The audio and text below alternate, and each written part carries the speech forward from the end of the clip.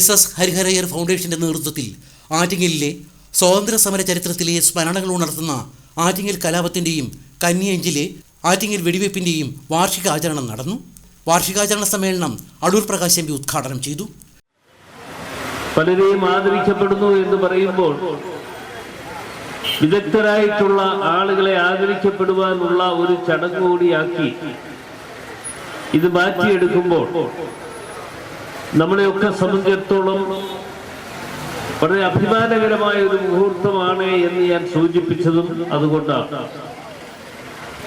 ഒരുപക്ഷെ ചരിത്രത്തിന്റെ ഏടുകൾ പരിശോധിക്കുമ്പോൾ ആറ്റിങ്ങൽ കലാപവുമായി ബന്ധപ്പെട്ടുകൊണ്ട്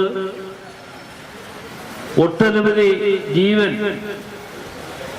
ബലിയർപ്പിക്കുവാനുള്ള അവസരം നമ്മുടെ ഈ സമൂഹത്തിൽ ഉണ്ടായിട്ടുണ്ട്. ആ ചരിത്ര പശ്ചാത്തലമെടുത്ത് പരിശോധിക്കുമ്പോൾ ആറ്റിങ്ങലെ ധീരരായിട്ടുള്ള എത്രയോ ആളുകൾ സ്വാതന്ത്ര്യ സമര പോരാട്ടത്തിന്റെ മുന്നണി പോരാളികളായി ഉണ്ടായിരുന്നു എന്ന സത്യാവസ്ഥ നമ്മൾ ഓർക്കേണ്ടതായിട്ടുണ്ട്. അപ്പോൾ ആറ്റിങ്ങൽക്കാരെ സംബന്ധിച്ചിടത്തോളം ഏറെ അഭിമാനകരമായ ഒരു മുഹൂർത്തം നിങ്ങളുടെയൊക്കെ ഓർമ്മകളിൽ കൊണ്ടുവരുന്നതിന് വേണ്ടി നടത്തപ്പെടുന്ന ഒരു അവസരമാക്കി ഇത് മാറുകയാണ്.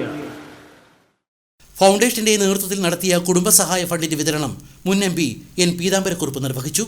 Foundation chairman VS Ajith Kumar അധ്യക്ഷനായിരുന്നു. ഫൗണ്ടേഷന്റെ പേരിലുള്ള കർമ്മശ്രേഷ്ഠ പുരസ്കാരം പരേതനായ മുൻ ജില്ലാ ജഡ്ജിയും ദീർഘകാലം ആറ്റിങ്ങൽ ബ്ലോക്ക് കോൺഗ്രസ് പ്രസിഡന്റുമായിരുന്ന രാജപ്പൻ ആചാര്യയ്ക്കു വേണ്ടി അദ്ദേഹത്തിന്റെ കുടുംബാംഗങ്ങൾ സ്വീകരിച്ചു.